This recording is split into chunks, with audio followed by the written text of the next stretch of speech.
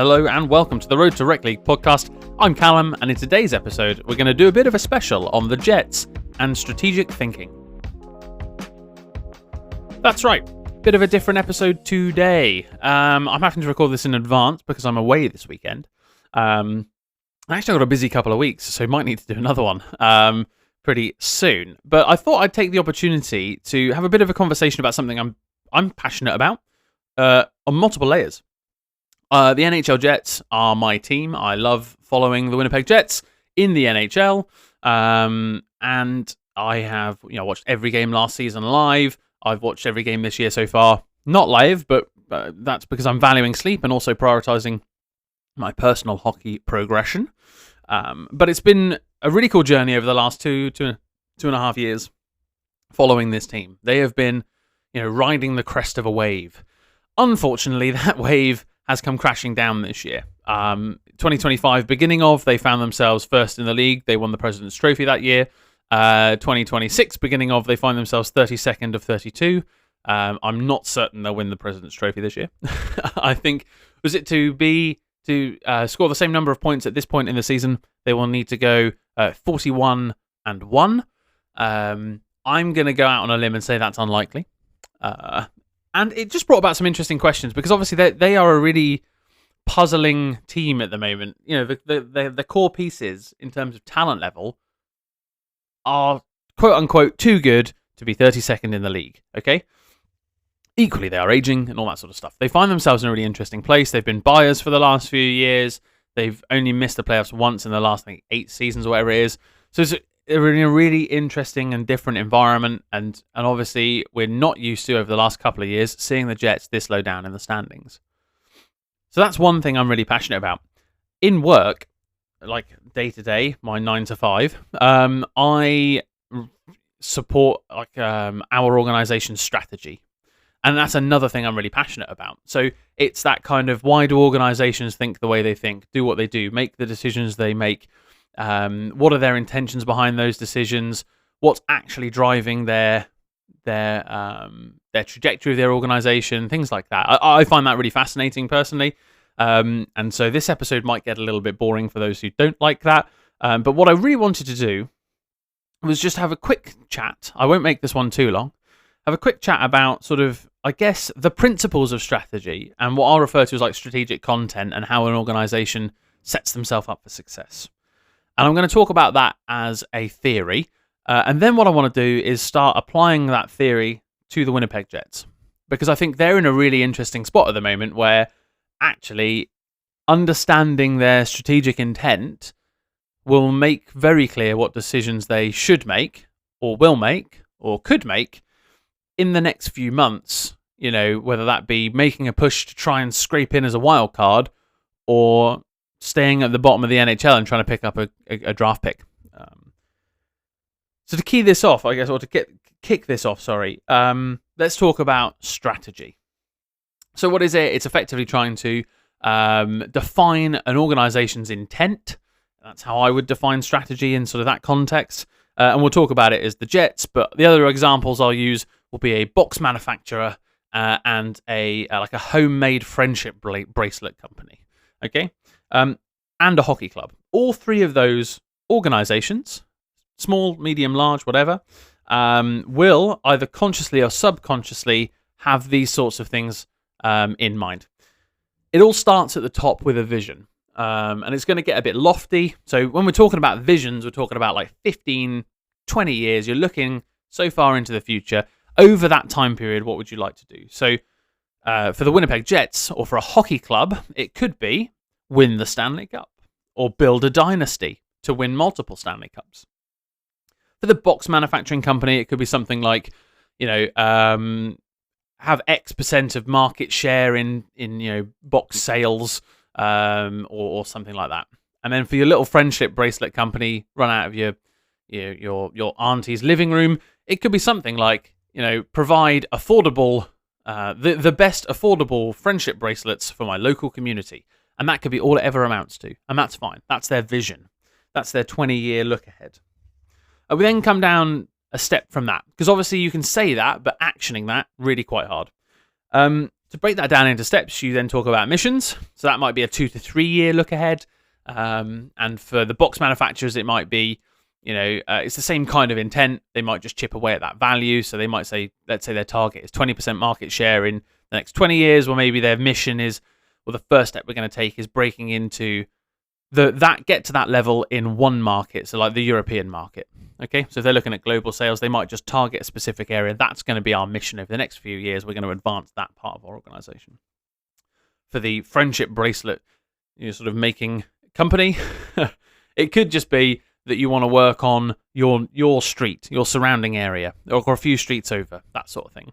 And then you look at a hockey club, and that will broadly be based on where they are on their current trajectory. It could be sell and package futures for a future endeavor, or it could be buy now and push for a cup in the next 3 years. Really important to add that context, though, because if every team has the same vision of winning a Stanley Cup, which teams are at which phase in their cycle, and what are their missions over the next 2 to 3 years? And how's that going to influence their decision making? Something alongside vision and mission is values. And these kind of sit off to the side a little bit. And that's how you accomplish something. So it's the soft side of strategy. It's the what are you willing to do to achieve something? How are you going to achieve it? The best example I could give is the Jets talk about being a family. And it's pretty clear in some of their decision making that they prioritize incumbents, people who are already in the organization. They support those people through difficult times. Like when they traded for Luke Shen, they did everything they could. They tried to create a family environment to give him the best opportunity to thrive. And they've done exactly the same with anyone they brought in, by the sounds of it. And they also really prioritize sort of, by the sounds of it, like doing the admin side right. So they get good hotels. They have a good jet. They're looking after their players in terms of nutrition and training and stuff like that, and staff. So those kind of like player care could be a value that they have. Now, for a box manufacturing company, it might be safety first. They might not want to have any incidents in their manufacturing plants.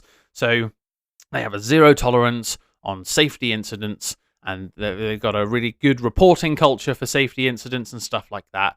And for the one person in their living room making friendship bracelets, it might be that they value family time over working environment, so they're only going to do 2 hours on a Friday night because they actually want to spend time with the rest of their family. The value is how you do something. It's like the moral side of strategy, if you like. Now, you take someone like the Vegas Golden Knights, and it's ruthless. Their values are, don't let emotions override the bad contracts and stuff like that. Like, they are utterly ruthless, and that's fine. That's their value, and that's the way they operate. So that sits off to the side a little bit. So you got this vision. You got the vision for 20 years. You got the mission 2 to 3 years. Then you want to start setting some objectives. So every year you want to set some objectives. Now again, let's look at a box manufacturing company, and that box manufacturing company sets some objectives. It might be X% increase in sales. Or they might have a new initiative. So they may be changing out their equipment to something more digitally enabled. And so they might say successful rollout of digital enablement to allow, let's say, 5% uptick in production values. So they can produce 5% more by the end of the year by rolling out said initiative. And you want these to be measurable. You want them to be actionable things, not just do better. It's do X% better in a specific metric so that we can understand whether or not we've achieved an objective. And those objectives work towards accomplishing the mission, and the mission works towards accomplishing the vision. And beneath that, you have action plans for those objectives. And that's literally what am I going to do in the next week to advance my path on this objective, which advances the path on the mission and the vision. So you can kind of see then this architecture, I guess this framework from the top down, where you have all of a sudden a very lofty idea becomes actionable. And like I say, this is getting maybe a little bit too theory and a little bit boring. And for some, I mean, for me, I'm in my element. I've got a big grin on my face. I'm talking about two things I'm really passionate about. And hopefully that's coming across, and it's not a super boring lecture style environment with guy reading from a book at the front of a lecture theatre trying to tell you to take notes. I want to try and make this a little bit engaging. So, so we talked about the principles of strategy, and it all starts with the vision. Really important. Let's talk about the Winnipeg Jets for a sec.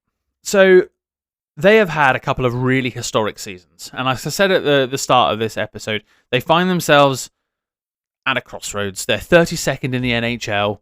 And some of the language that's being used in the media is they're looking to buy scoring wingers X, Y, and Z. They're looking to find ways to win. They had originally said, if it's not in the room, you're not getting help. Now they're backtracking on that and saying we're looking for scoring wingers, stuff like that. Some of the fan base are talking about wanting to remain in the lower sort of the depths of the NHL to enable a higher draft pick. Talking about using phrases like tanking or selling, which I think are subtly different, not massively. And I think tank is a lot more emotive and gets people fired up. Whereas if you said selling, it sounds a bit more calculated and strategic, I guess. And that's why I personally like the selling language over tanking. But I get you're after a similar outcome. You're after making the team worse today to be better in the future. That's ultimately what that trade-off is. So both arguments are being presented. You've got some people that believe the Jets are as good as they were last year. They've just been unlucky. You've got some people that are saying, look at the numbers. Frankly, it's a miracle that they went 9-3 to start their season. And I have to say, I'm leaning more towards this team is not particularly good camp. I think when you look at the additions they've made, they haven't been right. And I don't think that they've been very decisive since then. But like I say, I don't understand. I don't have that transparency over their full sort of strategic framework and how they want to achieve the things they want to achieve, or what even their vision statement is, frankly. But I think the team's in a really interesting spot to talk about it. Excuse me. So that's what I'm going to do. So we set the stall. We've talked a bit about the theory. We've talked a bit about where the Jets are today. So I want to just stop for a moment and consider this vision statement idea, because if really everything about an organization starts from that level. It starts at the top and works its way down. Okay? So, for example, I made the assumption earlier that the vision for the Winnipeg Jets and any NHL team is to win the Stanley Cup. So that 10, 15, 20-year vision, win the Stanley Cup. What if there were alternatives? And I think it's really interesting posing this question. Okay? So, here's an example for an alternative vision. Make the playoffs for 10 consecutive years. Now, subtly different to win the Stanley Cup. Now, you can't win the Stanley Cup unless you're in the playoffs. So, in order to win the Stanley Cups, you need to make the playoffs. You actually only need to make the playoffs once. If the one time you make the playoffs, you win the cup, then mission accomplished, right? Or vision has been achieved. How fantastic. We won the Stanley Cup. You could have, in the 20 years that you have that vision, you could literally have 19 losing seasons and win it in the 20th, and you've achieved your goal. Now, the alternative one that I proposed there is make the playoffs for 10 consecutive years. You actually don't need to get past the first round to achieve that goal. You could get the wild card for 10 consecutive seasons, and you get 2-3 home games, and that could be your of playoff revenue, and that could be your vision. We want to be a perennial playoff team. Now, that will change your mission, it will change your objectives, it will change the plans as to how you achieve those objectives, because you're fundamentally looking to build two different teams. You're looking for a team that can be consistent at making the playoffs, versus you're looking at a team that has all the pieces in one season to win a cup. And the reason I think this is particularly interesting is because for the Jets, they've been quite open about being a perennial playoff team in the past, but they've also been open about winning the Stanley Cup. And I'm not saying you can't do both. I'm just saying those are technically different visions. And the decision-making for an organization is driven, ultimately, by its vision. So when you're talking about, do we trade for X player? Do we trade these draft picks away this year? Do we buy or do we sell? Are we conservative? Are we aggressive? All those decision-making sort of, use the word framework again, but those decision-making frameworks are all set by your vision. So if Stanley Cup at all costs is the vision, and you're reaching the end of your window, you will say, okay, we're going to be utterly dog shit for the next 5 years, but this year we are going to put absolutely everything into winning the cup. And that means we are going to be like full buy mode, sell the farm, to the hilt, because this is the last opportunity we're going to have to win in our window.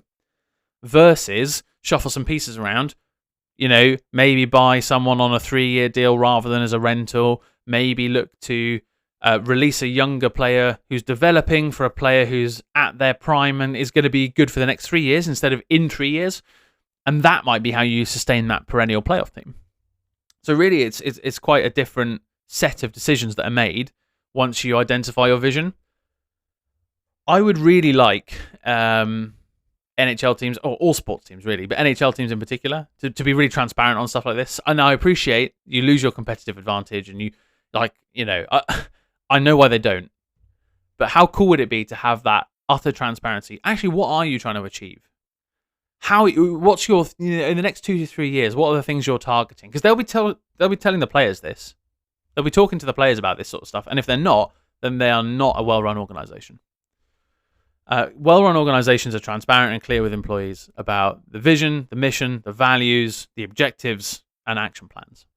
That's how you get people to invest their time and energy into your organization.